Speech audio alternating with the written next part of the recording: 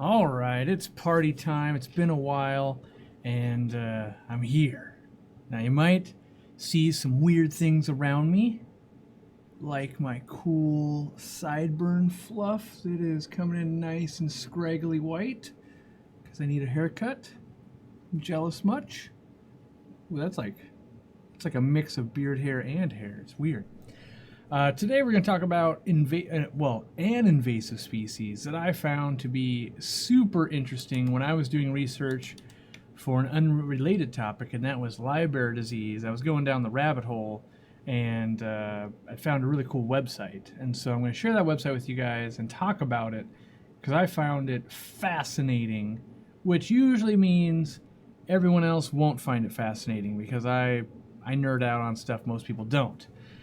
So yes, the 800 gallon has been worked on. If you're a member, you've seen some pictures and stuff behind the scenes. We're probably another few weeks out from like an unveiling, so I have quarantined it off or whatever, construction zoned. And you might be asking, what is that? Well, yes, that is betta fins on a comforter that I've used to cover up the aquarium. So if you stay at my house, you get the betta sheets and comfort cover. Top tier here. But today, the live stream is brought to you by Liberty Aquarium Services out of Vancouver, Canada. They've actually not paid me at all. I just like this hat. And it's Flynn's Fish Forum, who I've been kind of hanging out with and chatting with since he was like 14, and now he's 17, so it's only like 3 years. Seems like a long time. And I said his hat was cool, and he sent me one, so I'm wearing it. And it's going to be very fitting because we're going to talk about invasive mollies today, and that's what I was researching with livebearer disease. So, not officially sponsored or anything. I just really think this hat is cool, and this is a Liberty Molly, which he originally got from me. Breeds them, still breeds them to this day, so thought it was super cool. Well, hopefully people have meandered in here because we're going to get started. And I know I've been gone for a while, been crazy busy, schedules don't line up. People are going, is this a new live stream time? My new live stream time is probably just whenever I can find some time because it ain't working out on Thursdays. We know that. What was it, 3 weeks I didn't get to, I had fish coming in, I had plants coming in. In fact, today, which you'll get to see that probably as a members only video because it's already too long-winded and the video sucks. But I got 4 new species of fish in the mail that I'm waiting to settle in so I can take a little bit more footage. But all right, we're going to flip over to this website. This is a website I stumbled upon because I was Googling molly livebearer disease, and then that wasn't getting me to like the information I wanted to be able to cite in the video I wanted to make. So then I started Googling wild parameters of mollies. And I was, doing platies and all that kind of stuff too, but I stumbled upon this website, and I had never thought until I really read this website how invasive mollies could be. On one hand, you're like, yeah, it's a fish at a pet store. On the other hand, being that they can live in saltwater, brackish, and freshwater makes them like the perfect fish to live anywhere because there's like no water that they won't kind of fall into. And so I had never put that together like, wait, a fish that can live in all types of water. That thing is like the most invasive thing ever. And then there was a bunch of cool information, so we're going to dig into that. I'm going to go down into the corner here so you only get to see so much of my sideburns at a time. But let me get my page up, and I'm going to be ignoring chat for a while, so just know that, because I can only look at one screen at a time, unless I got a crazy eye. So, here we go. Let's hope it works. All right, make sure my audio is still going. We're good, okay. So here we are. We're on this Invasive Species Compendium, and specifically Posilia latipina, which is the sailfin molly. And one of the maps I thought was cool that I just kind of clicked on, I didn't find this till today. These are all the spots where those mollies are living today in the wild. So you can see quite a bit in the United States because, kind of around here, I would say, this lower part is where they're kind of native to for the most part. But then they're in Australia, and they're, it looks like there's some here in Africa. And yeah, the globe, this map, the globe is weird. It's like Australia and Africa, oh wait, it's mirroring. But they're pretty widely spread in terms of an invasive species. Like, this isn't in pet stores. This is in like lakes, rivers, estuaries. I don't think, I don't know. Maybe this is probably Hawaii. What is this? I don't know. Does it tell me? Yeah, Hawaii's there. The dot's bigger than Hawaii is. What's this? This is Guam. Yeah, so we're going to go back here. Now we're not to the part that I thought was interesting yet. So I know half of you've already left. That's fine. This is on an extra nerd level. So we keep scrolling down here. And this kind of shows, this is last updated January 10th, 2020. So it shows all the places where they are, like what creeks. Might be super cool if you're like, oh man, I live in Canada and, well, I don't know. That doesn't based on regional distribution. That doesn't help at all. That was a terrible example. But maybe in Alberta, you can go to these confined hot springs in Banff National Park in Alberta. You can go see these things. So, depending on where you are in the United States or the world, you might be able to find some of these local points to go check these out, which I kind of actually intend to do now. Now that I found this, at some point I want to go and visit at least one of these places just to be like, oh, cool, website got me into nature. So yeah, we keep scrolling down, and there's lots of citing of sources. Like, this has been a body of work for a very long time. I love when I stumbled onto someone spent way too much time on a project and I get to reap the benefits for 20 minutes. This part right here, the introductions, I found to be absolutely fascinating, because the years in which we started spreading this fish around the world goes back to 1905, over 100 years ago. This is before we really were keeping tons of fish as ornamental pets, before pet stores for the most part, and we took them from Texas and we brought them to Hawaii.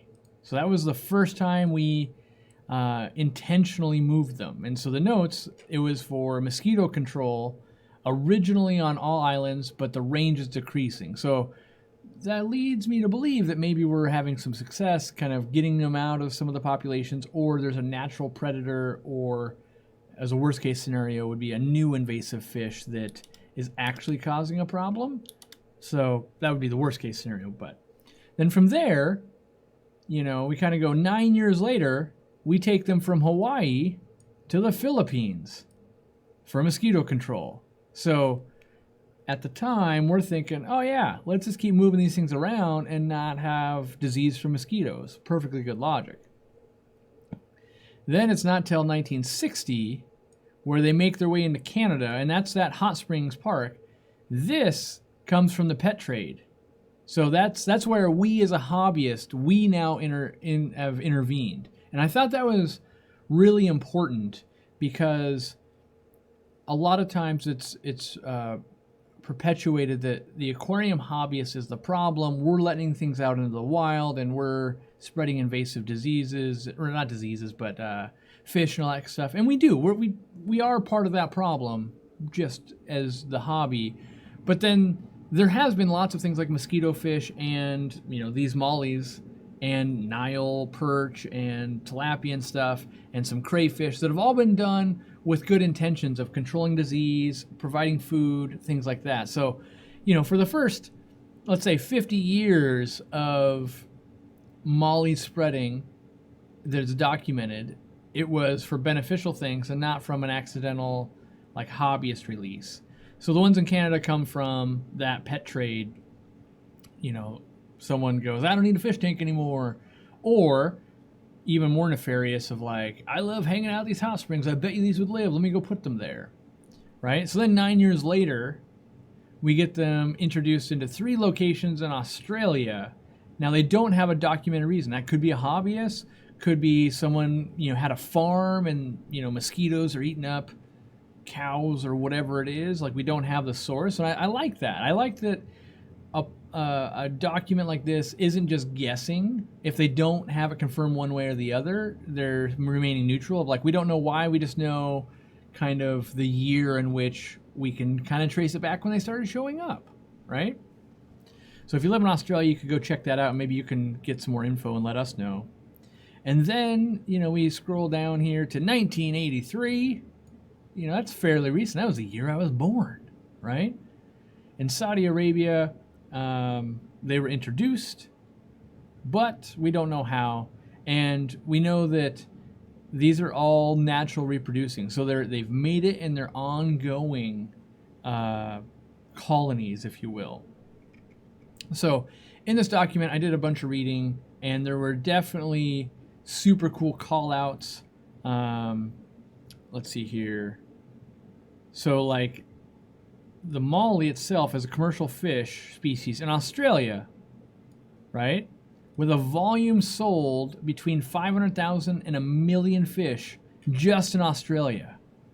Like, that's their market's nothing compared to, like, the United States or China or, I guess all of Europe probably, but that's an insane amount of fish to be sold in just Australia. And that's said annually, right? That's every year. That, to me, those are numbers I have a hard time grasping. 1 million mollies? So think how many, like, neon tetras or something like that gets sold in comparison. Like, it's not even a schooling fish. So that was kind of cool to read. But, they're analyzing the risk here, and there's potential for natural dispersal of them, and the risk is fairly high because it's kind of warmer, and the species tolerates a high range of temperature, salinity, and oxygen levels. Now this is where it got cool, because you started to get some habitats where they will start living and where they're found. So they're not really found in marine waters. I think it's predators take it out. Whether it's corals or just bigger fish taking that out, or too cold. That can happen too. But irrigation channels, lakes, reservoirs, ponds, estuaries, lagoons, both freshwater and brackish. And then I really found it fascinating. There was a study on temperatures. Yeah, so when I was researching climate, because I was working on livebearer disease, and one of them is the reason livebearers get disease is stress, and I wanted specifically mollies are known to have livebearer disease, and so I was honing in on that, and yeah, so I think it's right down here. So the water tolerances, I love when I run into this, because this gives me that big range I'm looking for if I want to play with a fish outside, or really know if I push this to the extremes, what happens. And so what I wanted to look at here is dissolved oxygen typically is less than or greater than 1. That makes some sense. Like, your average aquarium is going to have, like, I think 7 point something, maybe up to 9 parts per million. To have over 1 makes sense, but anything less than that is going to be harmful. Salinity, it can go all the way, so this is PPT, parts per thousand, from 0, full freshwater, to 95. I believe 95 is, like, pretty salty. Let me, oh no, I closed that. That's going to look terrible for you. No, it's gone. Hold on. I got to repair the bot. Why is this all, like, broken? Hold on. Wait for me. I minimized it just so I can convert PPT to something useful. All right. Open. There we go. Phew. We're back. Well, someone else can do that and put it in the chat, and we'll know what 95 PPT is. pH from 7 to 8.5, right? That's the kind of the optimal level. Where harmful, they actually above 8.5, it started getting pretty stressful, right? Water temperature, I found this fascinating. 12.5 Celsius to 29 Celsius. Do those conversions, and the lowest being harmful, 6 Celsius. 6 Celsius is wicked cold. Like, in terms of what we think is an aquarium fish, right? That gives me a lot of hope to actually play with mollies outside, and reaffirms, like, why Carl Trochu, who breeds his fish outside in Florida year-round, has so much success, because I don't think it really gets that much below that very often in Florida. So, yeah, natural enemies like alligators. That's kind of crazy. Fundulus parapinus. That's got to be a fundulus. Usually, like fundulo panchex would be Achille. Well, let's see. I can click on this. Let's see. I'm afraid of making things worse. Oh, there's no. I don't know what that is. Yep, don't know. Someone smarter than me knows, or Google knows. Some salamander, looks like a salamander. Those are the things that prey on it.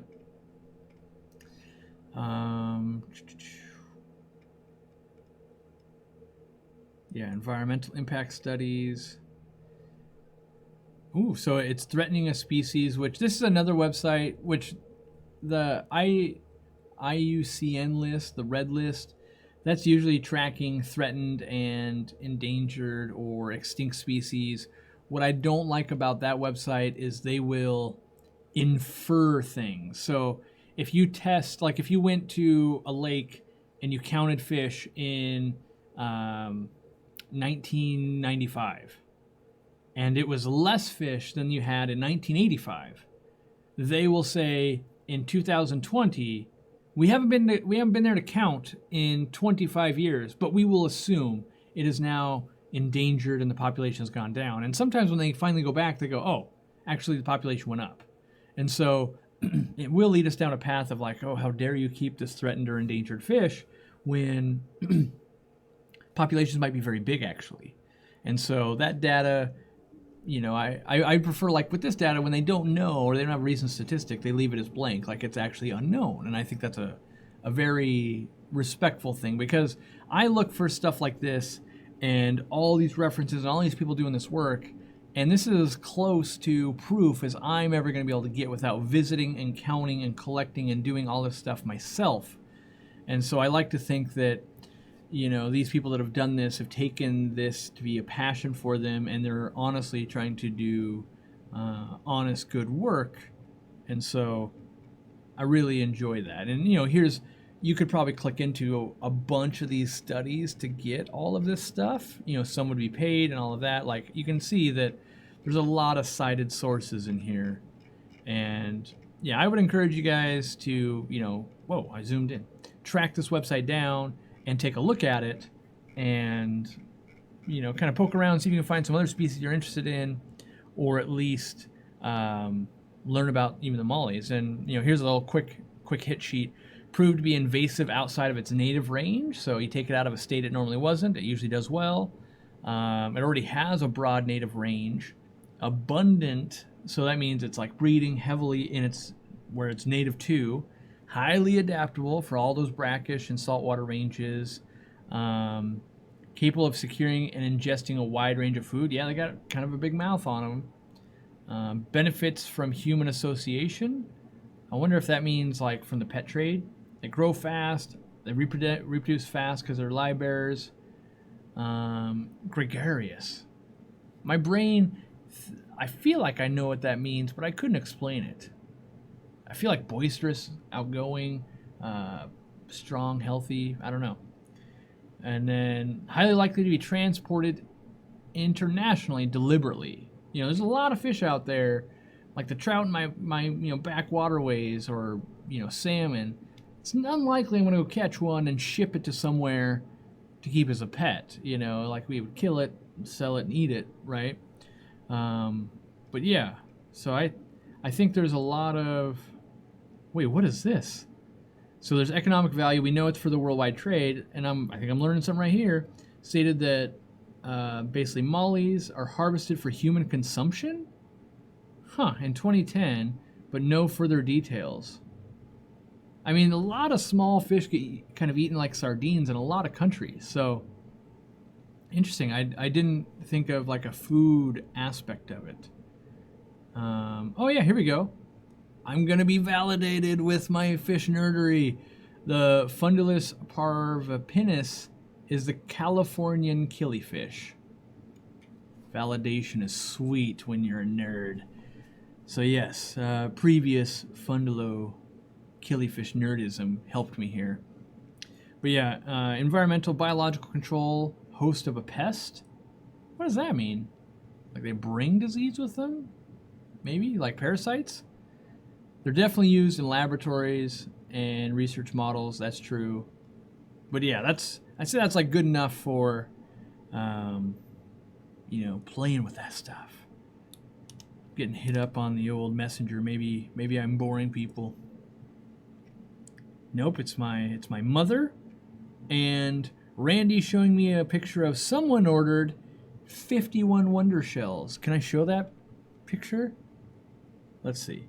Let's see if I can show that picture without getting anyone in trouble. Because you don't see that every day when someone orders 51 wonder shells. Can I hide? There we go. Yeah, that'll do it. So yeah, we're shipping 51 wonder shells. Hide my face. There we go. Right now.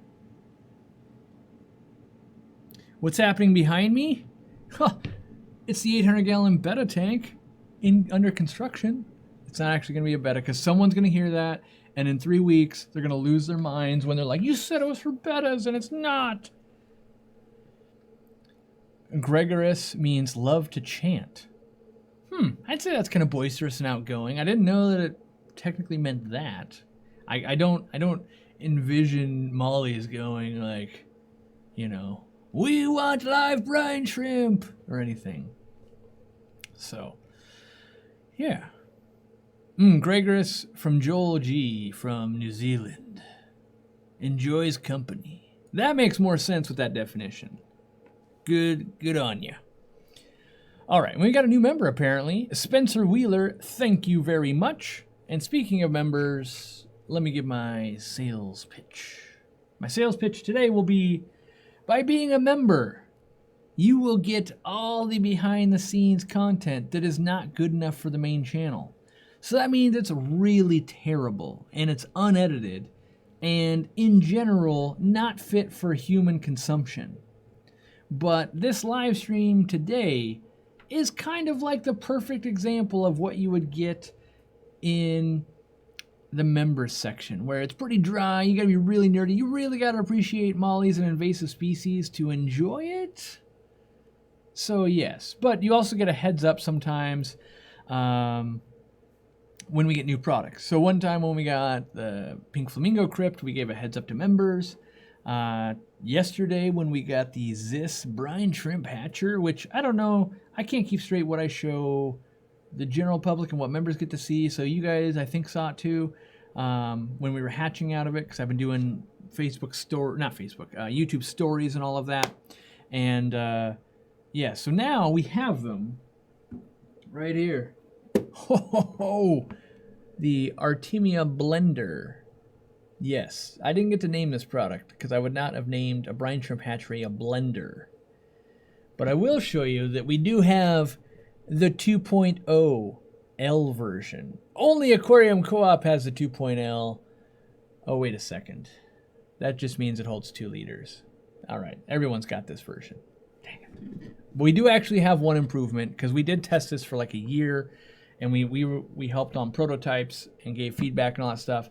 And the one improvement ours actually have, and this is legit compared to other people, like we do have one benefit that is the tiniest benefit money could buy, and that is I kiss each one. No, it has a longer tube in it because we found the tube not to be long enough, and it didn't mix the salt as well. So it's got a longer tube, and only ours have it as far as I know. They'll probably update it and everyone will get theirs, but ours, we brought on a pallet.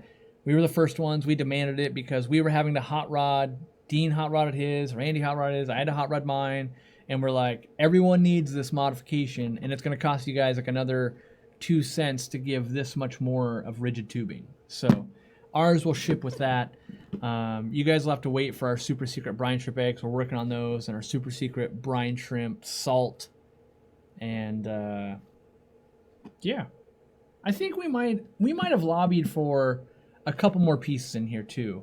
Like, we don't run the airstone, so I don't know if it comes. I haven't opened the newest one yet, and I think it comes with a valve though. I think I did ask him for a valve. We'll see if that actually happened. This is actually an old prototype test. It's in here, you know. It's super good, by the way. Like, it's made really, like, that probably doesn't look that cool, but like, it's a real thick, hard plastic. We've tested the dropping, and it hasn't broken yet. That being said, you're gonna buy one from us, and then you're gonna drop it tomorrow. It's gonna shatter into 100 pieces, and then you're gonna be like, how dare you? So don't drop it, but it is, from our experience, shatterproof. So yeah, you get insight to that because we only brought in a pallet worth and we sold about half of them. Now, we always put everything on the website. So if you shop our website every day, you're gonna see everything also. But if you want that little reminder, becoming a member helps you get that little reminder when I remember to do it. It's not, it's not a bat phone or anything like that. And yes, we have super crappy images. Jimmy says he's working on the images right now because we got ours. We sent it to him. He's taking photos, and we didn't send him the they're not prototypes, but these production versions before we got them because we didn't want to take a picture with the wrong sized airline or rigid tubing. So what we're talking about here is in here. You get this piece of rigid tubing. Well, this piece of, okay. Now I'm just gonna do it. I'm already into it. I realize it's gonna take me longer to explain what I'm trying to show when I can just show it.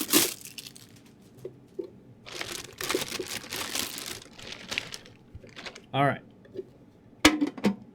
So you got this thing, it's hanging on your tank or whatever, or it comes with a stand. The stand sucks though, just know that. It's usable, I just don't like it, right? So what you're supposed to do with this is you put your air right here. I recommend, USB air pump. That's what I use on mine. It's working awesome. And you need the air to go down to the bottom, right? So you're supposed to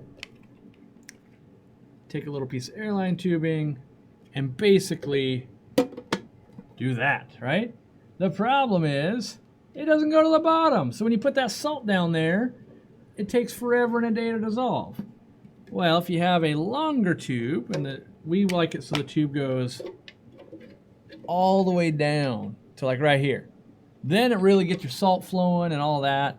And yes, so that's one of the changes. It's not even a huge change. I'm not saying we reinvented the wheel there, but we did test it for a long time. We have been using it. We do like it, and they're not cheap. I'm gonna tell you right now, they're like 45 bucks, but they're not cheap to ship, and they're made to last. So I like that. And from a guy that has harvested a lot of brine shrimp in his days, it's clearly just better. So if you're harvesting brine every day, you need one of these. If you never hatched brine shrimp before, you probably don't see the value in a $44 brine shrimp hatcher. That being said, I'm back and I'm on the brine shrimp train, and I've been hatching it for like 7 days now straight, and the fish room's going bananas now, which is good because I got the passion back, and that's what matters for me. All right, it's time for some Q&A, and oh, can I show the stand? Sure. I can show you why the stand sucks too.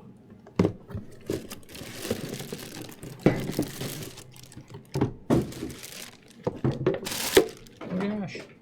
So here's your stand, right?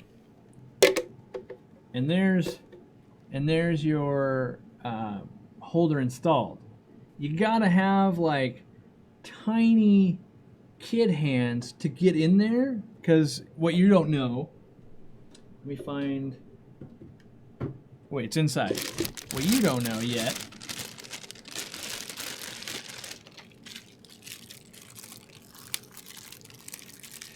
is that you've got this super cool valve on the bottom. It's got 3 seals so it doesn't leak, and as you loosen it, it opens the valve so the brine shrimp can come out. So you put a light, you got a light down here, all the brine shrimp comes to the bottom, then you get your freakishly small hand and fingers in there, and you gotta like do this move and like open it up. Here's the problem.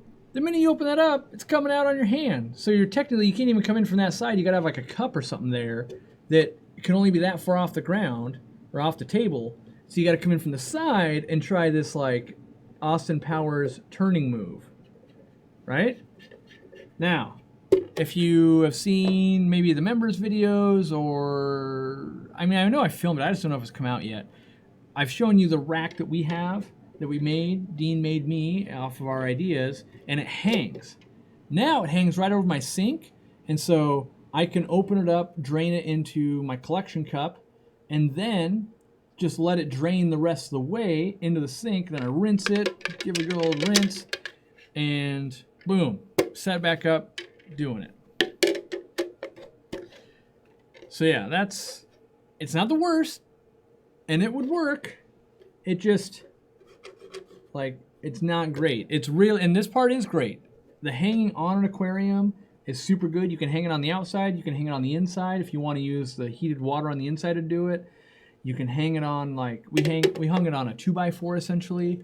We had to cut it down a little bit, but yeah, the hanging part, if you're hatching brine every day, you're gonna make one of those. That's what you're gonna do. And someone else is gonna make that video. So if you're like a Weldon Aquatics who's building a fish room right now, or someone like that, perfect video to make. Show people how to make that video. That's what I used to do back in the day. Back when, we only got 2,000 people watching, I could make that and YouTube wouldn't punish me. If I make that video today, we'll put it out and 2,000 people will see it, and then YouTube will punish me for the next 2 or 3 videos because no one liked that video. So I could put it out as a members only video, and then people will be like, but I'm not a member, that's not fair. I get it. So we'll hide it on the website. We'll make that video. We'll get Dean on it, a Teen Tuesday. That's right, Dean is a teen. Get Dean Tuesday, we'll get him to craft it, make it super easy with hopefully over-the-counter parts from like a Home Depot, and we'll upgrade you guys' brine shrimp game. And I'm working on it. This is my next like legacy, if you will. We got the Easy Green line. This Easy Brine Shrimp line is going to be awesome. So, when is the rest of the fish unboxing with Dean video will be out? What do you mean? The video came out Sunday. I don't know that there's a rest of. I don't know. That's news to me. All right. Ranted about brine shrimp hatcheries. Don't know where I'm at, so I'm just going to start diving in. The handle fits inside PVC tubing? Whoa. That's probably true. You could oh man. See? Like if you had a 1-inch piece of PVC, this is gonna be the only day. Well, so I was gonna say it's the only day I'm not surrounded by PVC. And I think that's true, because I literally have, at my desk, I literally have a whole bag of ABS 2-inch pipe. But for the sake of demonstrating what that person's talking about, if you got some pipe clamps to secure this to the wall, and then you basically like hung it in there, I might choose a smaller diameter, but that would totally work and is super easy. As long as you find a stud, oh man, that would be really good. So that's a genius idea. That's next level brain thinking right there. That's a good one. I like that, because I love, there's a difference between walking over and you're like, oh, I'm going to use my table saw, my chop saw, I'm going to use my router, I'm going to sand this, I'm going to do all these things to make something. And another thing to go like, I spent $7 at Home Depot and 4 minutes of my time, and now I can do it too. I like to try to make things accessible to like everyone. And like, I know when I lived in an apartment, it'd be like, oh, you need tools? That ain't going to work for me. Can't do it. So I like that. Why does my well-fed pleco uproot my plants? If it's like a common or just a big pleco, it's usually a space thing. Like as they move, they just kind of, I won't say dig stuff up, but they get a lot of water moving. So, best way to get rid of string algae on Vallisneria, I like flagfish and I like Siamese algae eaters. So, those would be the ones I would invest in if it was me.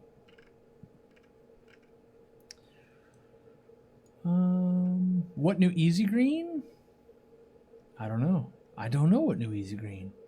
Do I like killifish? I do. Do I have any right now? No. I ordered some.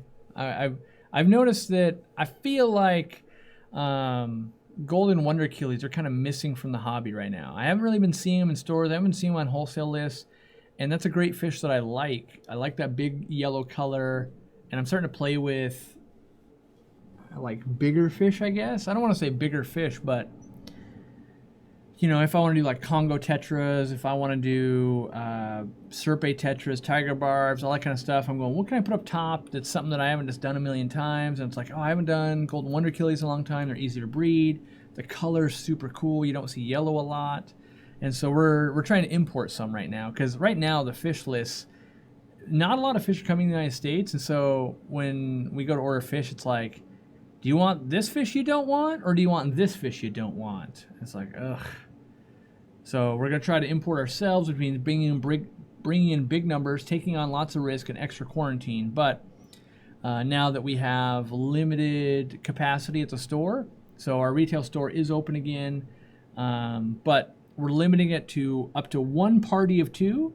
So like myself and my wife could go in per employee. So if we have 3 employees working, you could have like 3 couples or 3, an adult and a kid, 2 friends, whatever it is. Not like, okay, this family of 9 is one group with 1 employee, because we want to limit how many people are actually in our store so we can have some distancing and stuff like that. And in general, the store just gets harder to catch fish and do things when there's a ton of people in there. And with school being out and all that, we're like slammed. So we're trying to make it manageable on everyone.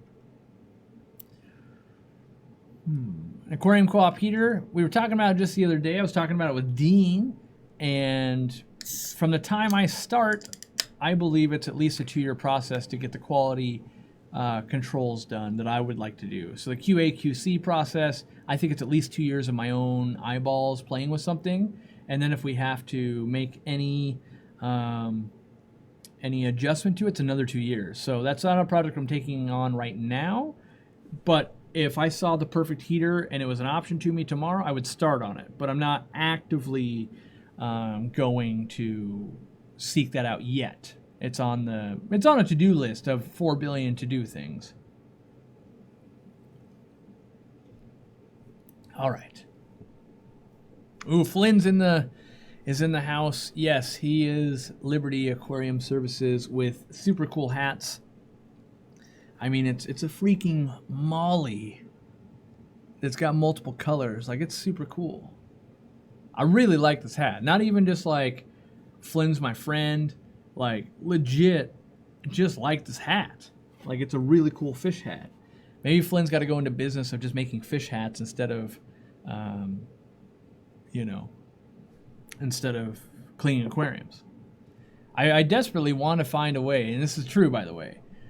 Right now he can't even come down to Washington because the borders are closed, but I legit would love to find a way where I could hire Flynn to do some aquarium maintenance for me, like one weekend every month or something, where I could put him to work in my own fish room, be like, hey, move this fish, clean this, do that, whatever.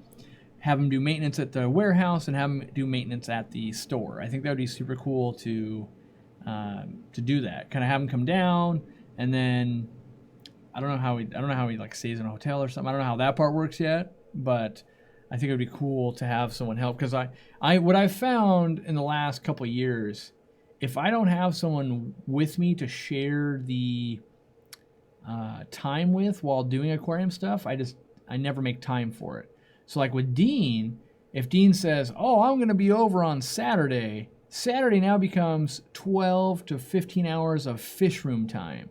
But if it's like, on Saturday, I should probably clean some tanks. I should look at those fries, see if they need to be moved. Saturday will come, and then it'll be like, oh, I got to go to a kid's birthday party. Oh, and this thing at work's going on. And oh, I got to revise that report. And then this person wants a thing. And I just never get time to do it. But once I commit to someone, I'll never let them down time-wise. So it's like, oh, sorry, nothing's more important. I got to make sure I make that appointment. So it's been very beneficial to me. When are you guys going to have erythromycin? Asked Sage. Well, I mean, I did write a rager of a hate email to API yesterday.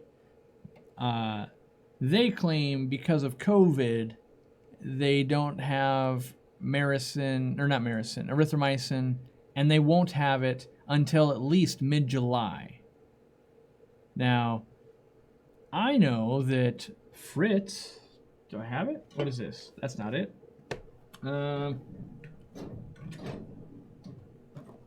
Yeah, right here, Mardell, Fritz. Maricin, it's literally the same medicine. So the only ingredient, well, I shouldn't say the only, there's probably something to dilute it, but the only active ingredient in here is erythromycin. I've got, like a lifetime supply in my warehouse, and they can ship me more of this. They haven't had, COVID give them problems. What I'm finding right now, a lot of our industry, probably a lot of industries, if there's any shortcomings, blame it on COVID. My albino crebensis haven't bred yet. They're one of the easiest species to breed. The only reason I can come up with they haven't bred is COVID.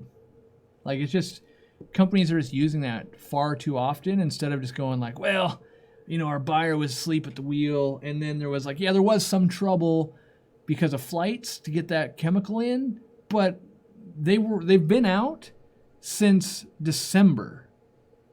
We're in June, and they're not gonna have it till at least mid-July. Like, that's much more. It's like, but you were out for like 2 or 3 months before COVID even hit. How is COVID the problem here?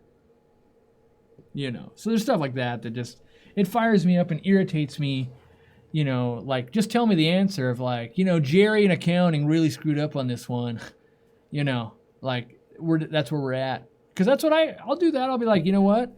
We didn't know that was going to sell out, or we screwed up in this way. Or one time we were out of air stones for 2 days. We had double inventory. It said we thought we had 10,000. We sold 5,000 of them. And then when it got to 5,000, we actually had 0. So then we were out for a few days because we'd already reordered it 6,000 or something, and they were already on the way to restock us. And, there are definitely, we're not perfect by any means, but build the honest relationship, because I respect that more. I respect that I don't have, if I feel like I've been misled for 6 months already, I'm not very confident, no, July 15th, I'm sure they'll have it in my hands. Same with the general cure they're out of, right? I don't hold any hope. So I much rather just give me the honest answer of look, we screwed up. Jerry's not on the case anymore. It's Linda. Linda knows what she's doing, and Linda's got it coming.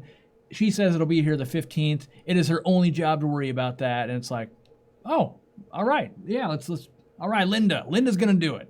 Jerry's off the case. So, all right. I think they're the only ones in the U.S. to carry the hatchery. I mean, we did a little bit of research for sure.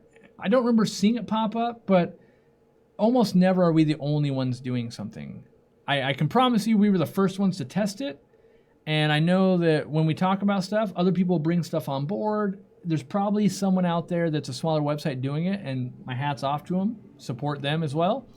But yes, I think we're, well, I don't even like to say that because it's almost like I got to knock on wood. Because I was going to say, well, for sure we're the first larger retailer to bring them on. And I was like, well, I don't even know I can classify us as a larger retail. We do some good business, and I like to think we're at a stage, right? But, we're not a Petco, PetSmart, bulk resupply, any of that kind of madness. So, but yes, I would say we definitely took our time with this. We knew about, I think I saw it in China for the first time 2 years ago. Whenever the first trip when I saw the ZISS bio bubble filter, they only had pre-production models of this. And so whenever that went down is when I first saw this thing, and I was like, rarely do you actually go to a convention, you see a product where you're you've actually changed, you listen to what was needed to be done, and you've made something that needs to be in the market. Because when I go to a convention, it's well, did you know that we have this fake jellyfish in 72 different colors? Last year, we only had it in 2. This year, we also have it with glitter, and we have one that glows in the dark. And you're was anyone asking for that? No? Yeah, me either. So it's rare when you go, I didn't know I needed that, but yes, that is clearly way better, and I need that. All right. Do I have... I think this... I gotta look up what this fish is. It's asking if I have a fish in stock. One, I probably won't know. Yeah, for sure we don't have the red-eyed puffer. I thought it was the red-eyed puffer, but I was like, well, I better look. No, we don't have that in stock. Right now, if it's slightly obscure, it's not coming into the country. Like, if it's, for the most part, if it's not bred in the United States, it's hard to get right now because there's so few flights actually coming into the United States. Every week it gets a little better, but it's not good. And the flights, it's a real mess right now, you know, and that's where, like, I know I've got 1 to 2 shipments coming in tomorrow, and normally you'd be able to plan, like, yeah, I'll get there at 10 a.m., we'll have them back to the warehouse by noon, I'll live stream tomorrow, my normal day at 3 or at 4 o'clock, no problem. But the reality is, it'll be like, oh, one's coming in at 2 and one's coming in at 6. Oh, okay, well, I gotta get those. I can't not get those. All right.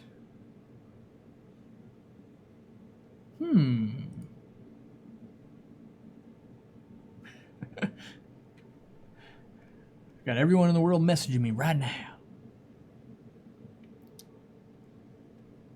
Is this a betta tail? This is a betta tail. Yes. If you guys have been around for a long time, you know that I had the matching desk to this. It was an IKEA, like, artist set. You know, IKEA does like a whole line of stuff, right? And so I had the desk, and then we had the bed set, which is sheets and pillowcases and this comforter. And then I think we also got a couple of plates or something like that. Yeah, we you know, if there's aquarium fish on it, we have to buy it. We're that ridiculous kind of family or whatever. Any plans to ship to Canada anytime soon? No. But I did find a way to maybe help us do it. We have not been able to talk with the company that can help facilitate that. So it's on, we have lots of, well, not lots, but we have road mapping of like what we're trying to do as Aquarium Co-op, and shipping stuff to Canada is on the roadmap. The problem is we can't just turn our website and be like, yeah, order. If you're in Canada, order it. Because you can't order the medicines, you can't order electronics, and you can't order the live plants. So that narrows out a ton. We need to almost create like a second website or find a way to filter it. So the minute you say you're from Canada, stop showing all the stuff you can't order. And then we need to handle the shipping, the customs, the duties, and all of the international item codes correctly. Because in the past, when we, let's say 3 years ago, when we shipped to like Flynn or someone, to ship him a blender is a 2-hour project of like, well, what's an item code for an Artemia blender? We're going to put it under plastic Tupperware, I guess. And you'd have to like do all of this stuff where if you can get the right software, we can enter in all that once, get it so it automates most of this stuff, and we can make it so that it'll breeze through customs. Like we charge you the duties and the fees and all that up front, so that it's not like you can't get the item unless you pay for it right at the time. There's a lot that goes into it. And so yes, is it going to happen soon? No, because the world is still crazy right now. But is it, hopefully, is that going to be the key to doing it in the future? I really hope so, because that would be great to ship from our own warehouse. It's for sure going to be super expensive, but we already have loyal Canadian customers that are using like a trans-shipper or a reshipper or whatever that's called. And we try to be a little bit accommodating, but you know, it's really a pain for us because sometimes like a fertilizer will get caught up in customs, and they're like, well, we need an MSDS sheet, we need this, we need that, we need this. And all of a sudden, the $5 we were going to make on fertilizer has cost us $22 because we've spent hours and we had to go get this from a manufacturer, we had to get that, and we had to do this. And so we need to really get all those ducks in a row so they can just sail right over the border. I have an itchy nose. Any tips or tricks on how to bend stubborn 5/8 aquarium tubing? boil some water. Like I get like a coffee mug, boil some water in the microwave or a kettle or something, and then just get the piece of tubing where you want to bend it in there, and it'll get kind of real loose. And if you leave it in too long, like if you're trying to fit it over a fitting, it'll just be like a wet noodle and won't do anything. So there's a little bit of an art to like, okay, 4 seconds out of the water, ooh, it slid on, as opposed to like, okay, 15 seconds, like it just like it won't do anything you want it to do. And it changes the properties of the rubber, or not the rubber, but the vinyl a little bit, so that after you've done that heat up process, it's always going to be a little bit extra pliable than when it was new. And you can do a little bit of trickery where you get really hot, you put it over a fitting, and then you put it under cold water. That'll help shrink it down a little bit. It doesn't shrink it a ton, but that can get you a little bit tighter of a fit if you need that. All right. Did the website change? I swear there was a new view all button that appeared yesterday. Yeah, it did change actually. Yeah, can I show that? Let me see if I can show you guys that, because I'm proud of that. I want to show you guys what we're doing. Let me see if I can show you that without like giving away my bank records or something. See if I can sign in on this. Give me a moment.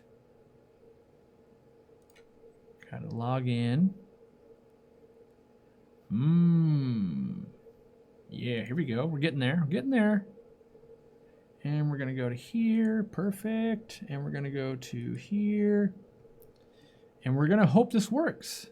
I don't see anything too incriminating on the page right now. That doesn't mean it won't be horrible, but we'll try. The website scene. Yes. All right. So what you're looking at here, we tracked 10,000 visits to the home page of our website. And we want to see what people are utilizing and what they're not utilizing, so that we can optimize your guys' experience better. When we optimize, we make more money. When we optimize, you have a better experience. So other than going, well, I think everyone wants to look at this, they're going to use the website this way, they're going to do this, they're going to do that, we test, and then we make changes. So the all products thing, out of 10,000 visits, it only got clicked 13 times, right? So we got rid of that because people weren't really utilizing it, right? We also see that we're going to run another test. You guys seem to like the pictures and the categories to click on. All right, we'll do some more testing there for you, and we'll rearrange and we'll play around with it because we want to make it easy for you, right? Now, you as a member or a live stream fan might be super dedicated and you already know you could like recite our website in your sleep. So these might be people that have only Googled and found us, right? So it's a collaboration of all of that. But like down here, we see like, oh, the stay in touch, sign up for newsletter. Oh, 11 or I guess like 15 clicks. We got rid of that. So that should be gone now too. So if that was irritating you, guess what? It's gone. If it's not being utilized, we get rid of it. And we try to replace it with features that are being utilized. And we can look at that. We can look at, how people are using the mobile. Like if you're on your phone, people are using search a lot, right? And they're using these categories. And so we can get some data here. And it's only a small sample. 10,000 visits, happens in about a day and a half for us. And we try and learn from it. And we can run other things too. Like we wanted to see how you guys were interacting with blogs. So we run that one. And we wanted to see, when we're using links, what's the best way that makes it easy for you guys and not too intrusive. And what are you guys looking like? Oh, out of 2,000 people, no one cares about recent articles. Probably don't need to have that there anymore. So we'll probably, people definitely, this red means they're clicking a lot. Yeah, they're tired of seeing this newsletter thing. I saw that too. I saw that. Like that, we wanted to test it though, right? And so we can see, where you guys are clicking. Some of the cool things, we can see how much you guys are reading on average. So this is just showing clicks, right? But if we want to see how far you guys actually read, there we go. So, oh, my big dumb head covers this. Can I move this? No. Can I move my camera? Yes. Oh, but it's still not going to show. Dang nabbit. All right. Well, the more red it is, 100% of people. It makes sense. If you clicked on it, you can't do anything but see this, right? But as we scroll down, it starts getting more orange. 97% of people got there, right? And this is one of the ways we can judge the work that Irene's doing and I'm doing. If you guys are actually reading what we do, that's a good sign that we're putting out something worth watching. Or not watching, but reading. And so from what we've been able to research, having this level of retention for articles this long is like unheard of. We scrolled down 3/4 of the page, and we still have 78% of the 2,000 people that came through here still reading, right? And even all the way at the end, so when you get down to like the article's over, still got over, basically 50% of people still reading. That means we're writing the correct length. You guys are enjoying what we're doing for the most part. And we do that to try and make sure we invest resources, time, energy into all of this stuff. And is it being utilized? If it's not, let's stop putting time, effort, energy there. So hopefully that answers your question on why did that thing go away? Will it ever come back? Will it be reincarnated as something else? We will be trying lots of things to make sure your guys' experience is as good as we can get it, and not just like, well, I like it to look this way. I feel good when it looks this way. I want it to be so you guys really enjoy how it works. And you're getting, if I'm going to invest thousands of dollars and time and energy into making some blog articles and no one wants to read them, well, how can we how can we make people want to read it? What are we doing wrong? Too many pictures, not enough pictures, too many ads, not enough ads. So, what's this reading you speak of? I don't know. That's why I listen to podcasts. I don't do them readings. That's probably one of the reasons I don't read so much. So I have to proof all these articles, and so I'll read through it, make all my adjustments, and then I got to read through the next draft, and there's a lot of that going on. And so, same with videos and stuff. So it doesn't, like, people always ask, like, what are you watching? What do you watch in your downtime? Like, well, as narcissistic as it sounds, I watch myself. Ugh. Because I have to for work. When will Java Moss be available on the website? We're hoping. Let me do my brain thinking here. If we're super lucky, Friday. If we're not lucky, we're hoping next Tuesday. And I know that's not a great answer, but yeah. Candy says the out-of-stock notification. Don't worry, Candy. That's never coming back. Ever. Never. The more you want it back, the more it will never come back. It's because we've already got a better feature that will be rolling out. Is it out today? Let me see if it's out today. It might be out today, or it might be rolling out in like a couple of days. I don't know if I gave the final QA/QC check on that. Because I've been, I have meetings all the way up into late at night, meeting with developers and customizing stuff. Let me see if it's rolled out. I had a meeting on it on Tuesday, and I know we had some tweaks, and I don't know if it's officially, looks like it hasn't officially rolled out yet. And what was holding it up is the way it interacts on mobile. So it worked great on desktop, the feature and everything. And basically we're replacing out-of-stock notifications because, one, we have way less out of stocks than we ever did because we're really focusing on that. We have a meeting every week. I check on it every day. We elevated someone to specifically manage inventory, put a lot of attention, so there's much less out of stocks. Not that it can't happen, because if API never wants to ship us erythromycin, then we have to be out of stock, right? But we're replacing it with a wish list feature, which is another commonly requested thing we have. And so you then can add it to your wish list, and then long term we'll be able to do some functionalities like you'll have a notification when you come back to the website that says, hey, it's back in stock, right? That kind of functionality. So instead of having put your email in here, you'll get email when it comes back in, because the data showed you guys didn't actually buy it. So there's that.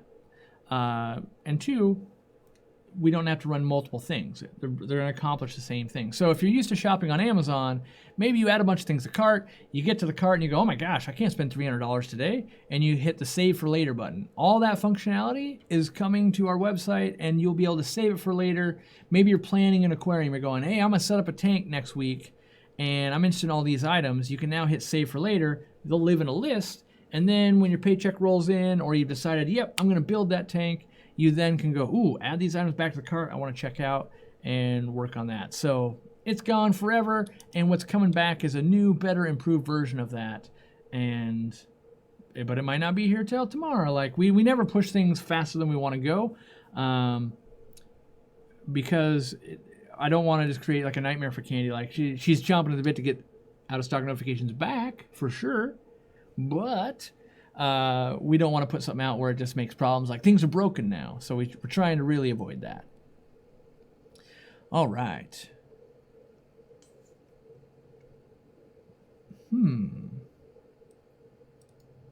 Do I ever check out the IAP, LC, and AGA competition aquariums?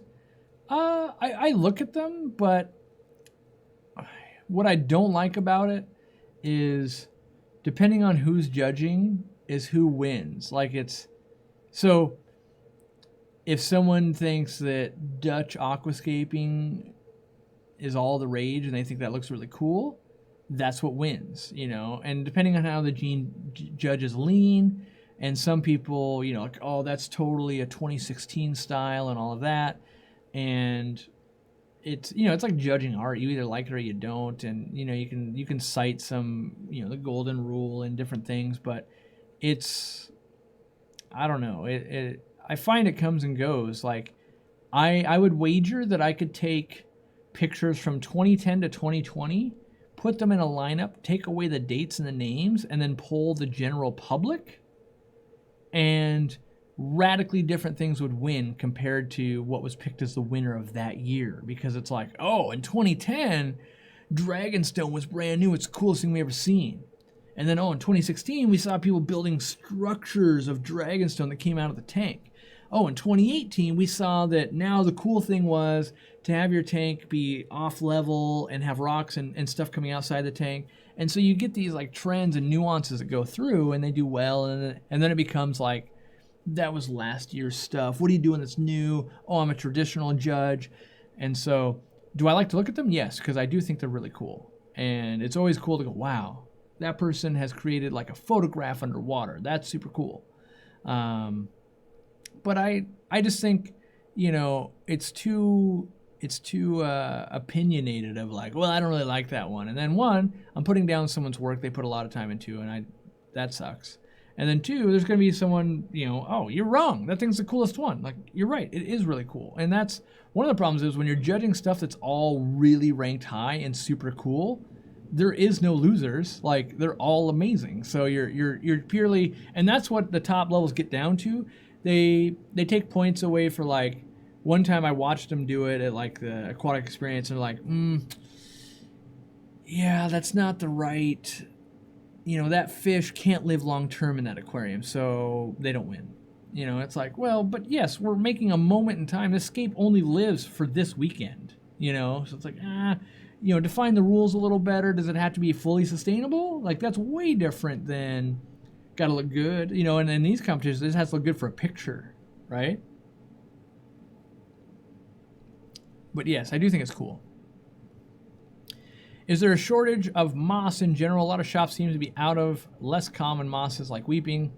It's all grown out of the country, and plants are really hard to get into come into the country. So, yeah, pretty much everything that's not made in America is in shortage because there's only so many boats coming across. You can't send live plants by boat.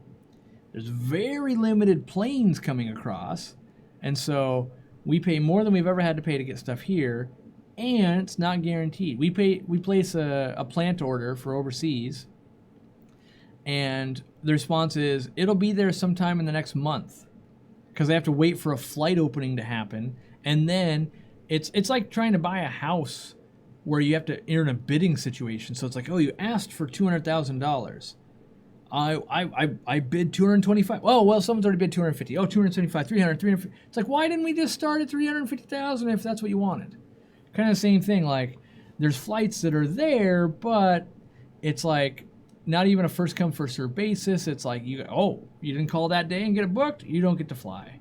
And so that's what's being really hard right now. And when you got to fly, like let's say you're flying iPads or something from around the world to here, you might be willing to pay a lot because an iPad that's this big sells for $1,000.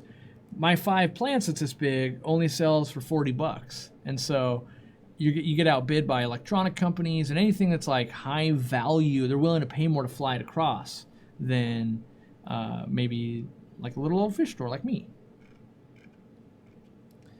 All right. What was I? Oh, I wanted to try. Can I do a thing? Let's see. Can I do a thing? That's not letting me do a thing. I'm trying to do...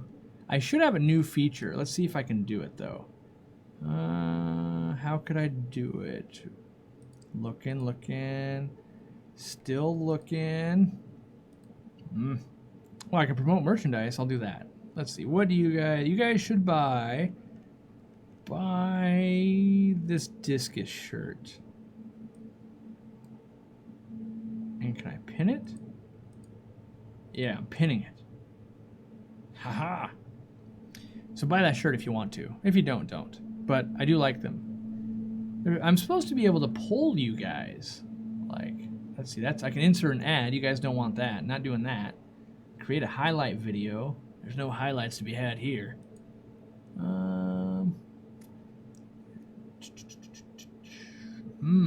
Monetization, nope. Details, nope. I got an email today that in the beta testing, I should be able to do a poll, but I could not figure out how I would run a poll during this live stream. Nothing sadder than... Oh wait, top chat? Nope, that's not it either. They do this to me every time. They're like, yeah, you're enabled. And I go, I couldn't do it. And then they go, oh, you weren't actually enabled. You're enabled now. And then I go, oh, and then it doesn't work. Participants? Nope, that just shows me a bunch of people who are chatting. That's not it. Sad times. I can... Oh, that's definitely not the right screen. Did I just lose my chat? I lost my chat. No. Restore my chat. Ooh, can this do it? No. Nope. We get to just have the bad time. All right, back to Q&A. That's what I got. Well, that's sad. I want to do a poll. I was gonna do Snickers versus Reese's. They don't let me have any fun. All right. There's a logo on the sleeve. That's actually not true. There's a logo on the sleeve of the ones we were selling on whatever the other platform was. These ones don't have a logo on the sleeve because they don't have that option. So, not that, you know, Candy's wrong. It's just she has a different version of the shirt, and it's a very minute detail, really. All right. How many tiger barbs can you keep in a heavily planted 55, and can you keep Amanos with them? I'm not sure about the Amano part. With tiger barbs, I would do like 25 to 30 of them, though. They look pretty cool. Yeah. Maybe with shrimp, heavily planted, maybe. Don't like put in 20 of them and have them just get eaten, though. That'd be bad. You know, try like a group of 4 or something. Zoe says they remove polls on YouTube. No. It's a live stream poll, and I'm very in the beta program with YouTube, so I get like they remove features and then they relaunch them with new purposes. So they took away polling from videos, which is a completely different dev team than live streams. And so the goal would be you guys. I haven't seen it yet, so I don't even know how it works, but it would be like, there'd be a way to vote on your screen right now. So it would be like, should I keep doing Q&A, or should we go eat tacos? And then you guys would vote, and then we would do that. That's how that would be supposed to work. But unfortunately, I can't see how to start that thing. Let me look at my email real quick in case there's like a guide to not being bad while live streaming from YouTube that they sent me. So a polls, so it's, yeah, a polls trusted tester. Yep, I signed the agreement. It says the specialist has now whitelisted your account for the polls feature. Please let me know any feedback or questions about the process. Look forward to hearing from you. That was 3 hours ago. Yeah, so my feedback will be, I don't know how to do it, or it's not enabled. Usually it's not enabled because they put them in like very obvious place. Like you click the button and you're like, oh, there's the polls. There's the, you know, like when we had stickers and we had, what else do we have? We had some other things too. I don't know. I can create a straw poll and link in a chat. Yeah, I mean, there's a lot of users that do that. They use a third-party website to do that. This would be native into YouTube, though. And so I would hope it would have, like, app support and all that kind of stuff. And, you know, then what I like about it is, so there's going to be a version, and then I get to give info of, like, by the way, like, one of my things would be this. And it might work this way. I have no idea because I haven't used it. But I'd probably be like, I would love it if you had, like, option A, option B, and then it showed like 20% versus 80%. Like, oh yeah, everyone voted for option B. But then also like a little in parentheses be like, what did the members vote? Like, oh, all the members wanted this actually. You know, just like useful extra things. You know, maybe it has analytics around it. I don't know. But I like to give feedback so I can make things better somehow. You know, so maybe it would let me know like, oh, everyone that voted 80% was on mobile versus the 20% were on desktop. I don't know. Sometimes that stuff's useful for figuring out.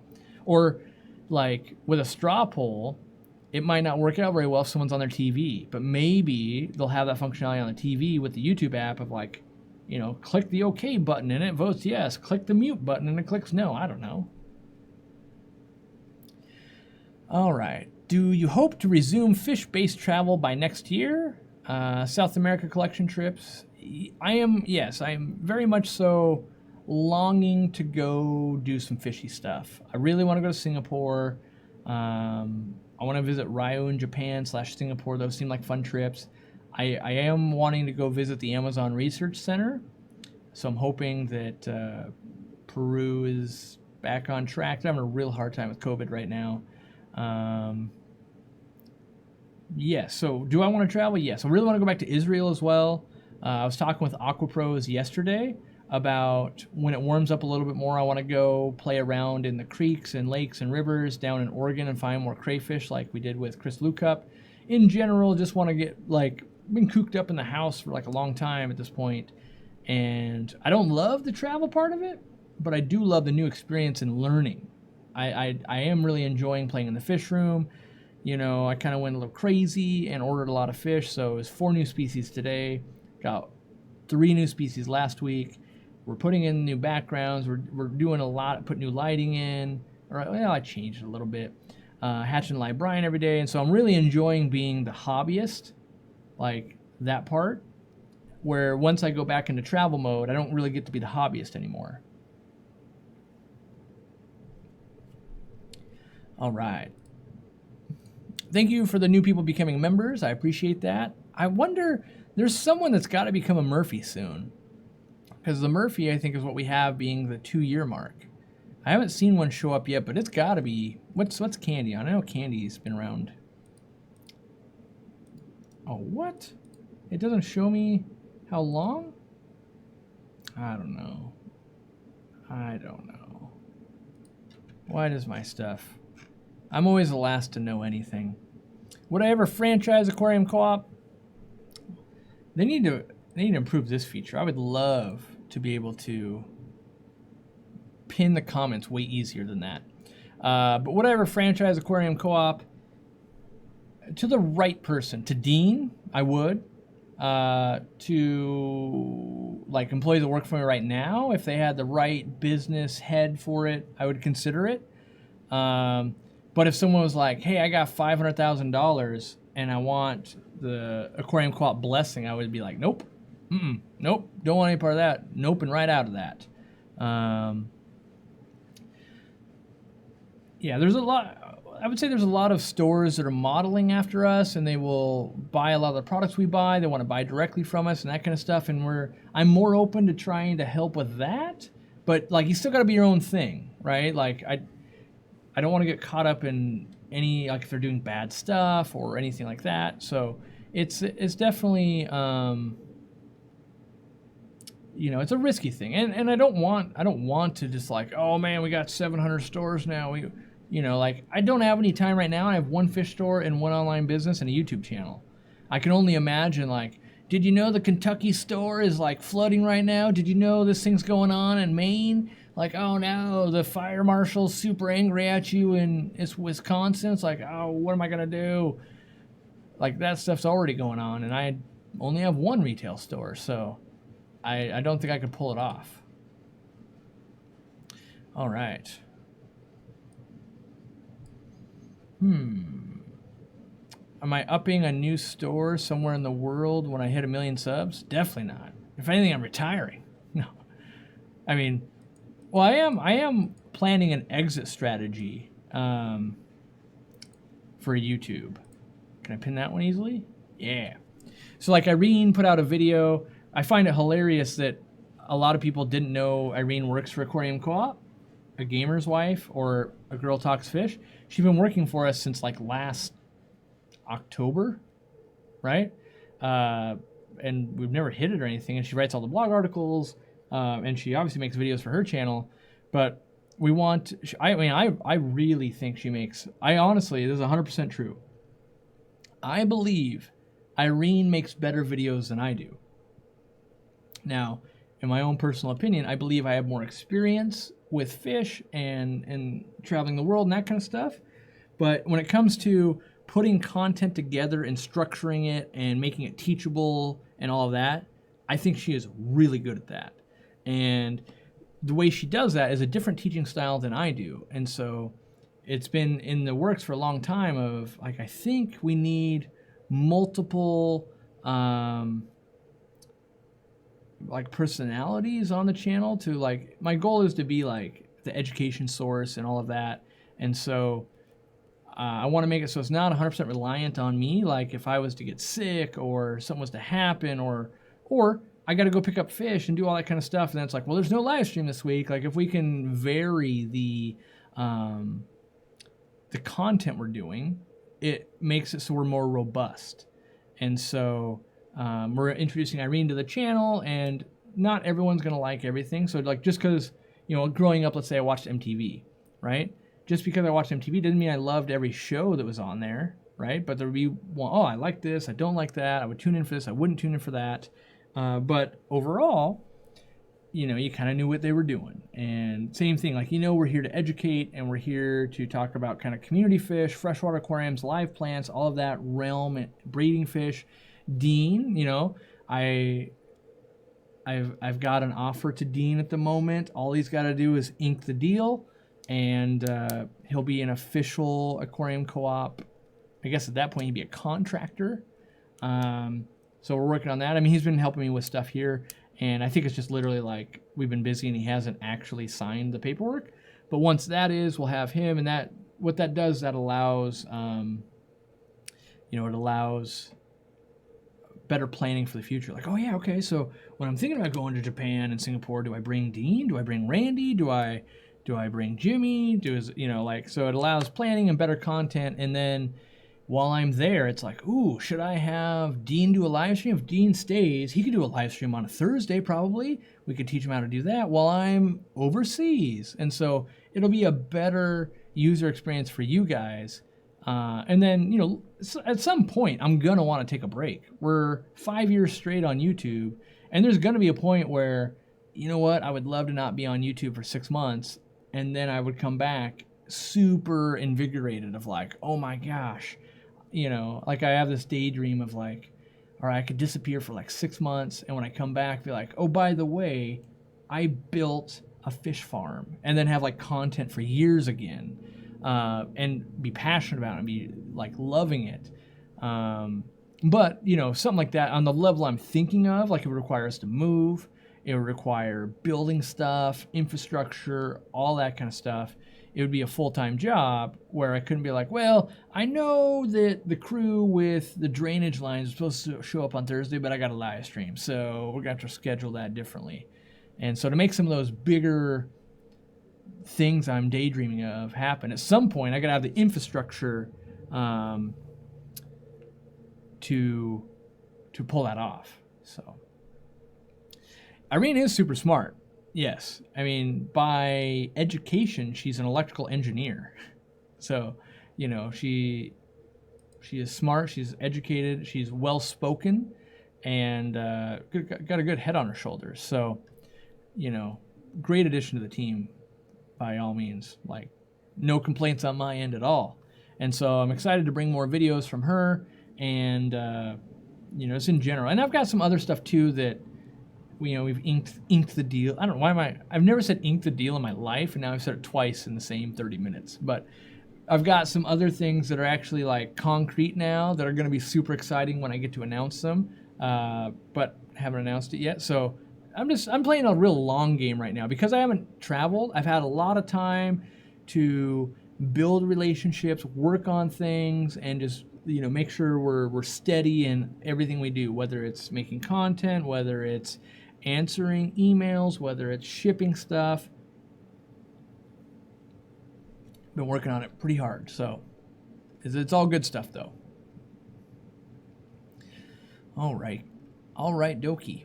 I've got a 75-gallon planted tank, and I'd like to stock with a bunch of neon tetras and corridoras. What should I do for an easy centerpiece? I'm limited by 76 degrees at the warmest.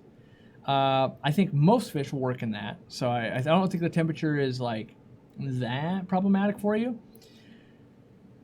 Let's see. If it was me, personally, I would go with a Jurapari, one of my absolute favorite earth-eating cichlids. That's actually one of the species I have in the fish room. So I ordered 12. They only sent 4. And that sucked. But I want to breed them again, and I really like the way they look. And so look up a Jurapari geophagus earth-eating cichlid. And they're they're pretty darn peaceful. They're going to dig a lot, but if you go with something that's like, you know, a lot of Java fern and Anubias and stuff on wood, or you really let the plants grow in before you put that guy in, you'll be all right. And they look really good. One of my favorite looking fish. All right. That's right. Corey's going to incorporate. He inked the deal. Trust me, I can never. Well, I was gonna say trust me. That's the first step to being corporate is telling people to trust you. I was gonna say, like, I'm never going corporate. I think legally, I think I'm a corporation. I'm an LLC corp. I think legally or something. But no one's ever gonna like do corporate dealings with me because I'm way too much of a loose cannon.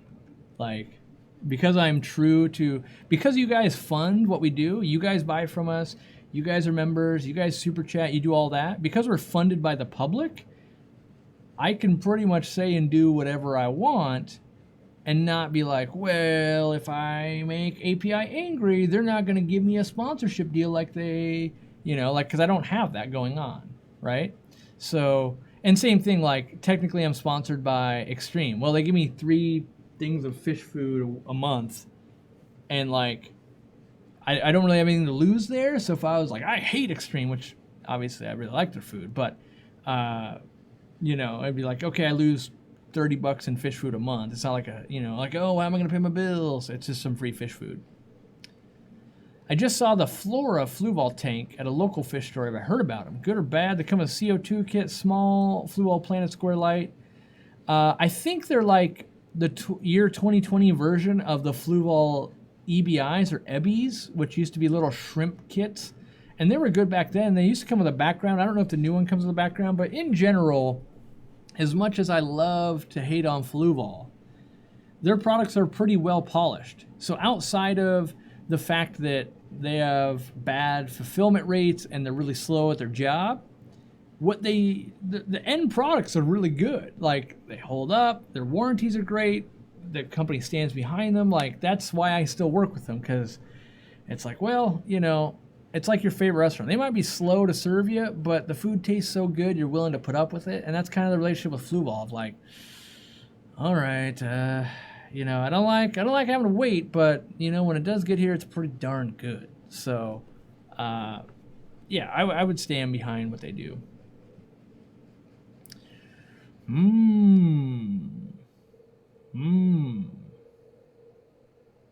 Assembling the all-star team of fish experts? Yes. In fact, I think I had to do a little bit of, what do they call it, like an About Us page or something. And some of the copy is basically like, you know, my mantra is, go find someone who's a hobbyist first. So like an actual hobbyist, not like I owned a goldfish in a bowl when I was in college once, like an actual hobbyist that has multiple fish tanks, has been doing it for a while and has a passion for it. So that's the first requirement.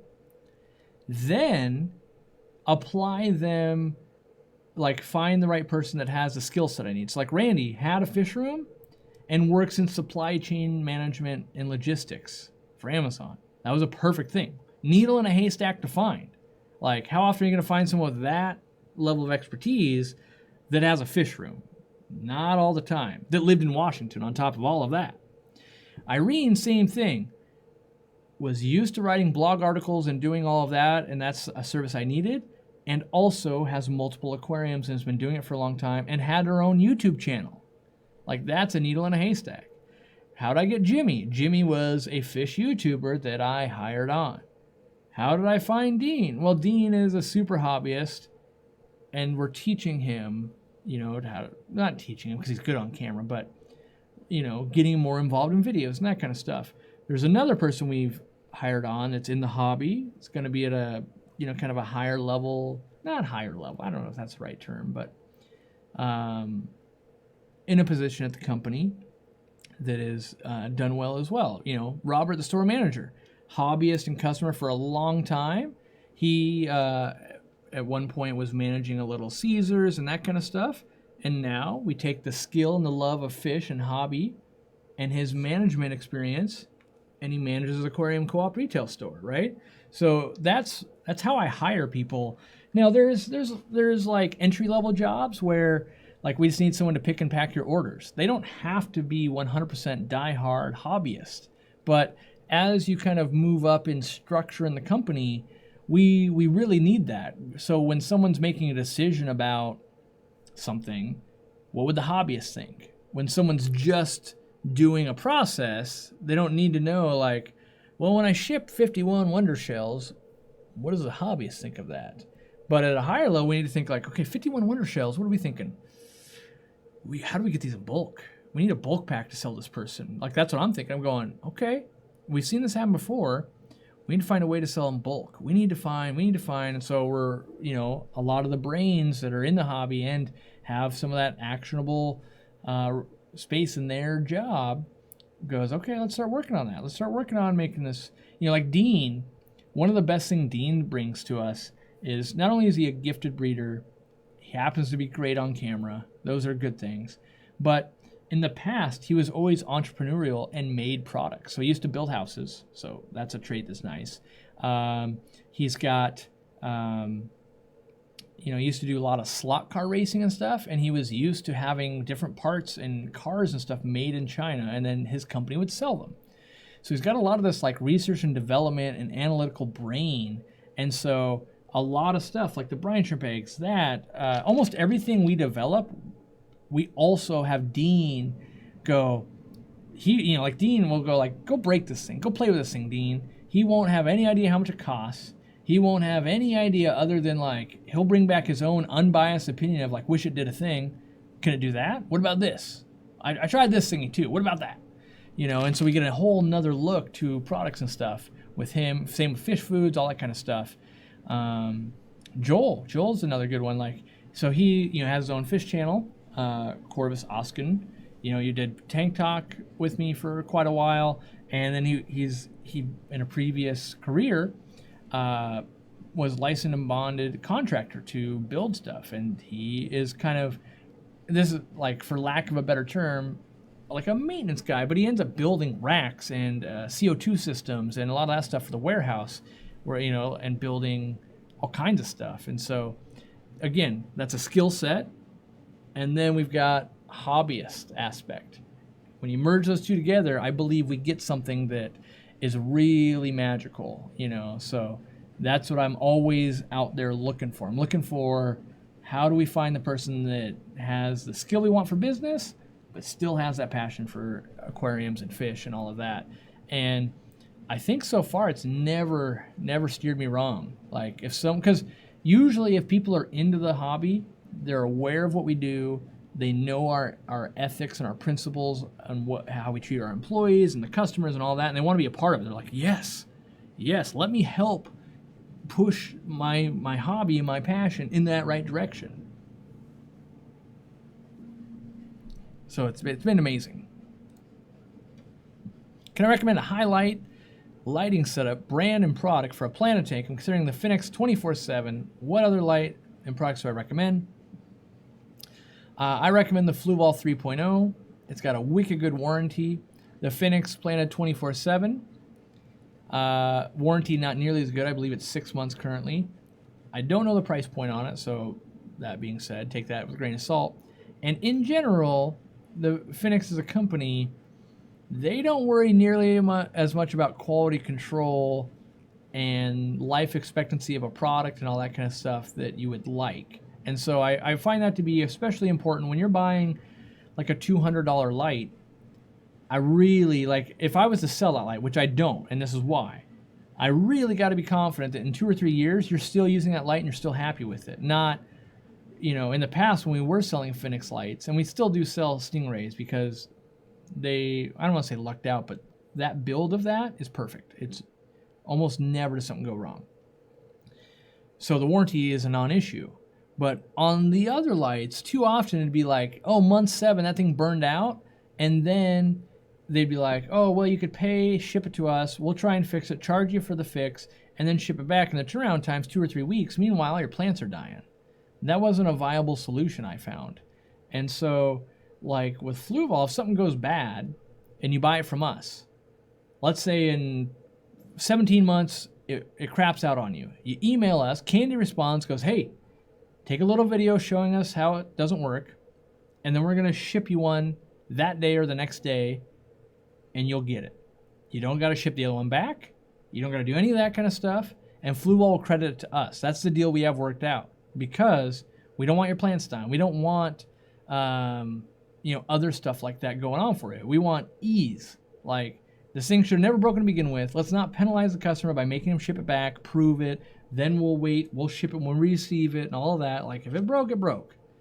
Is there, 1 out of 1,000 people that go, like, hi, I'm going to run a scam. Like, I bought a broken one off Craigslist, and now I'm going to buy a used one or a new one, and then I'm going to take the video of the broken one and get another one from Aquarium Co-Op? Yeah, I'm sure there are people that scam us, and that's, but we'd rather help out 999 people and make we haven't had 999 problems with Fluval lights, but I'd rather make 999 people happy and easy and trouble-free, and one person get to take advantage of us, than just go, well, we never want to get taken advantage of, so we're going to make everyone's life horrible.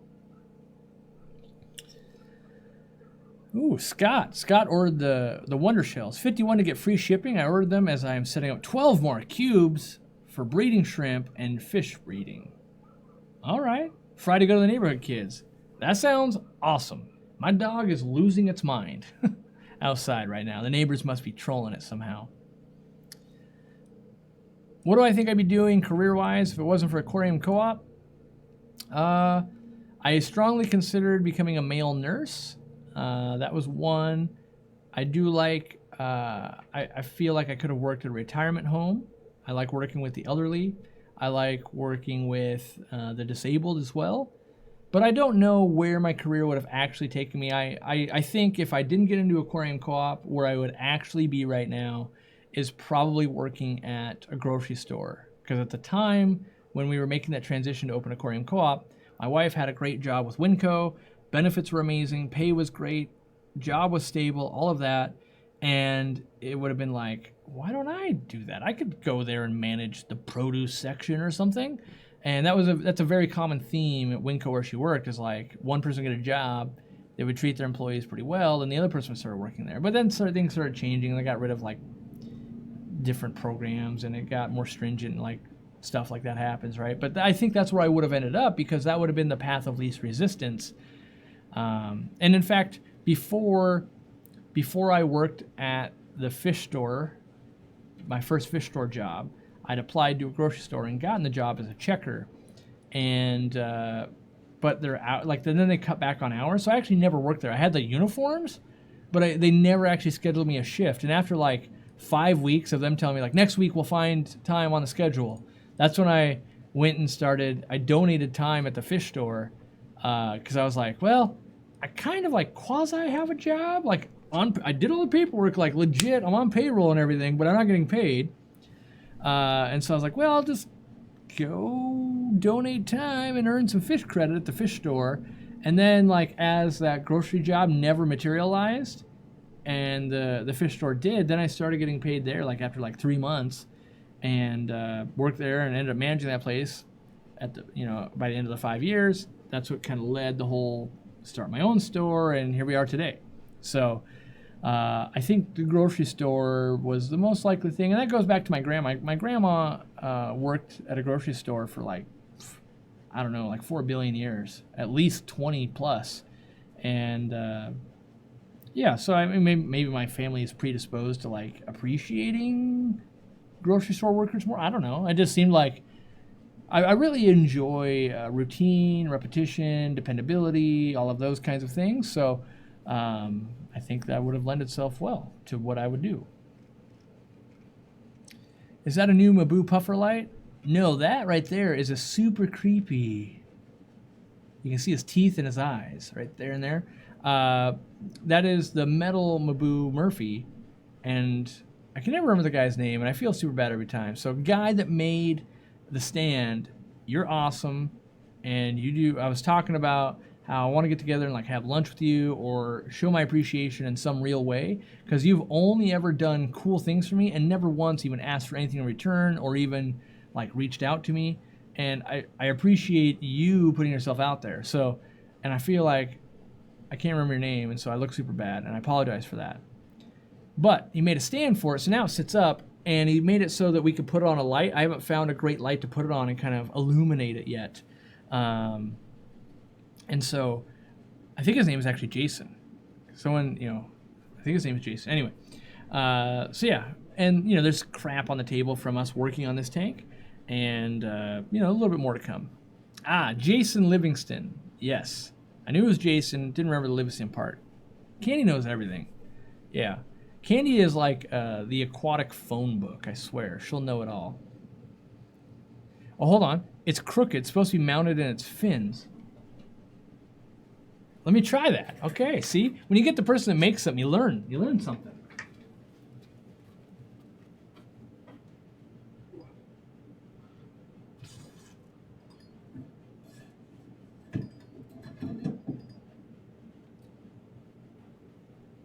Who would have known? Yep. I just assumed the tail. Yeah.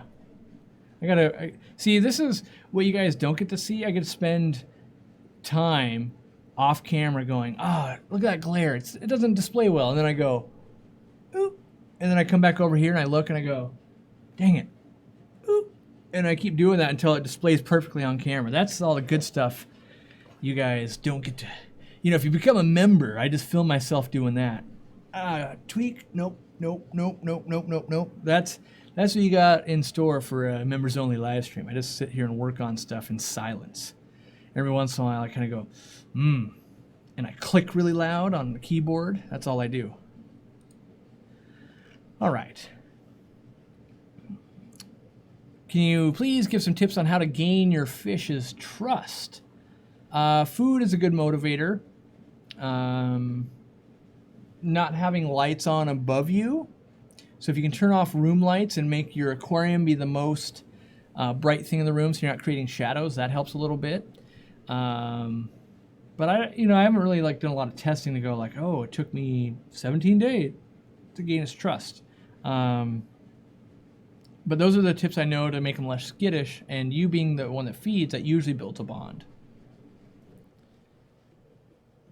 All right. Oh, wait. My wife says, I'll tell him I'm either in trouble or there's something good. One of those two things is happening.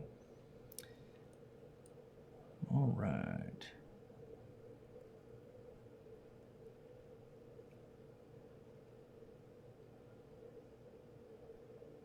Ooh. The big tank is blocked because we're redoing it. We're doing a major overhaul. And I will use this time to rant that big shocker waiting on Universal Rocks. And you say, but Corey, I thought you hated Universal Rocks. And I thought they really jumbled it up and did a terrible job 2 years ago. And then I would say, you're right, I do. And they did. And yes, on the 15th, which is 2 days ago, in my Facebook memories, it had a thing that said, man, Universal Rocks is really screwing this up. I placed an order 34 days ago, still hasn't shipped. If I really wanted to be mean, which I do, but I don't want to give my email address out, I can, where is it? Universal Rocks. So as of 12 days ago, I ordered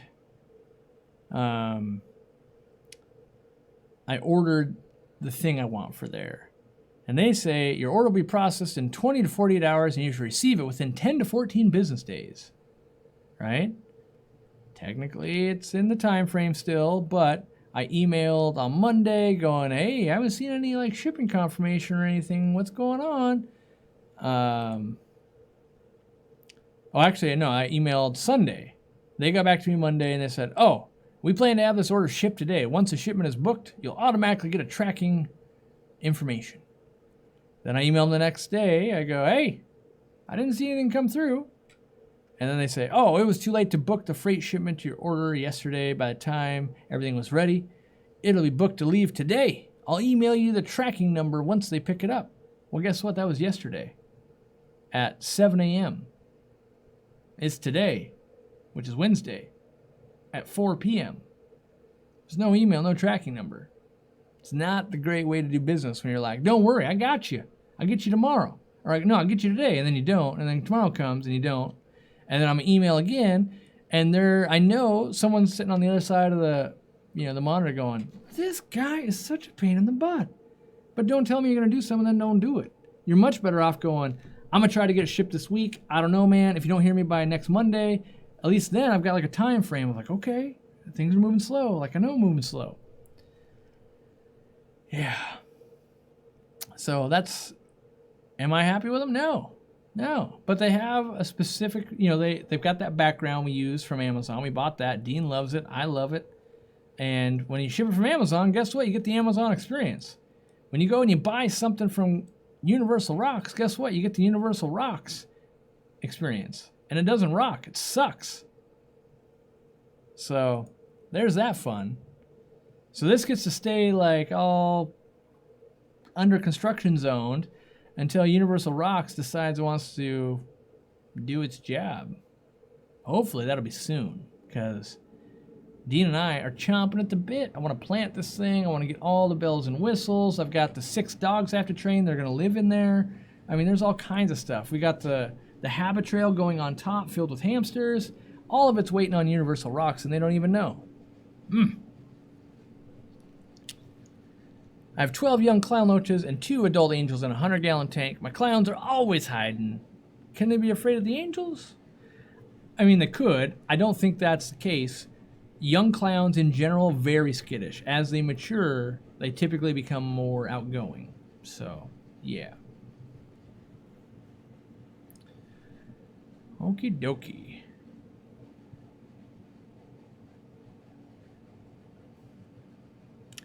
Jura parties look super cool. Thanks for the tip.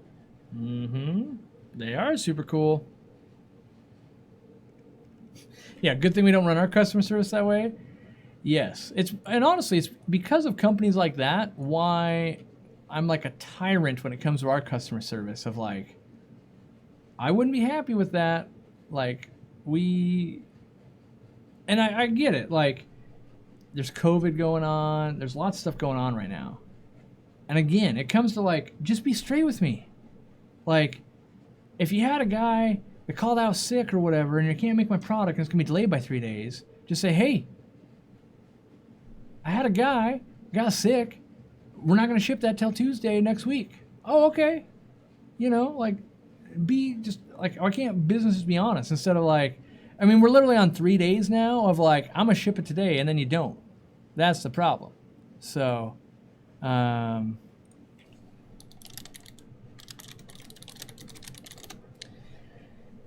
I don't know what to I don't know how to like, that doesn't seem like it should be a foreign concept of like, just be honest. Just say like, yeah, you know, or take some blame. Be like, you know what? I totally forgot. I was eating a taco, and then I looked up and it was 7 o'clock at night, and my kids were angry and I was supposed to go home. And then I got here tomorrow, and then I didn't email you because I was embarrassed, or there was more tacos. Whatever it is. Like, I don't know. It doesn't seem that hard. Like, to me, when I don't answer something, I leave it in my email unread, so I get up in the morning and go, oh, I hadn't done that yet. I better do that. And it might be 3 or 4 days, but it'll still be there looking me in the face, and like, I just feel more guilty. And guess what? Why do I have candy? Because I don't have time to answer emails. So I have candy. Either A, this customer service person, it's their job to do this, or the company should have hired someone to do this because they don't have time to do it. Either one of those is not okay. Like, either A, it's your job and you're doing it badly, or B, it's not your job and you should hire someone to do it so that the right experience happens. Yeah.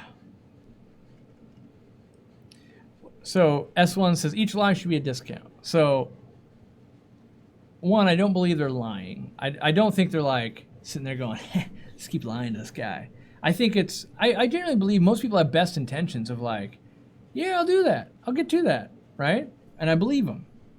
And I also don't necessarily believe about a discount because I don't want to see, like I don't know. I envision them to be like a smaller company. I don't think they're like, you know, they're not Walmart or something, right? They got to make some money. They got people to pay. They got, you know, if anything, they probably don't need a discount because they could use that extra profit they make and hire customer service.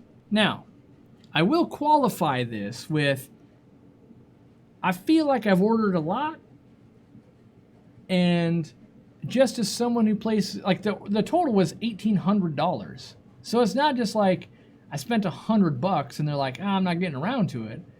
Like, that's like someone at Aquarium Co-Op spending $500 and then being like, it's not a big deal. No, it's a big deal. $500 is a lot of money. That's a big order.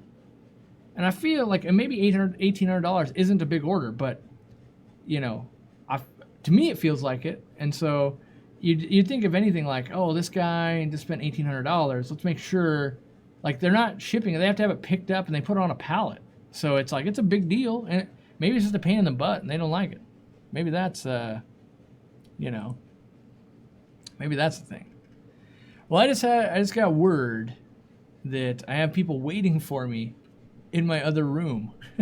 So I'm going to cut this short so that way I can spend time with people. So hopefully I'm ending on a rant, but that reinforces I never have enough time. I literally have people waiting on me and I didn't even know it. So I'm going to go interact with those people, and probably won't be a live stream tomorrow because I got to pick stuff up, but hopefully some people from Europe got to get in on this because it was a little bit earlier. Hopefully you have a good day. Maybe you're driving home right now. Maybe you're eating dinner. And buy our ZISS stuff and keep supporting us. I'll keep making stuff. Video on Sunday. Dean, if you're watching, let's plan. I want to work on this, buddy. And Universal Rocks, if you're watching, just ship my stuff. That's all I'm asking. Don't gotta discount it. You just gotta do what you said you're gonna do, and that's ship it. Sounds good to me. All right. We'll see you guys later.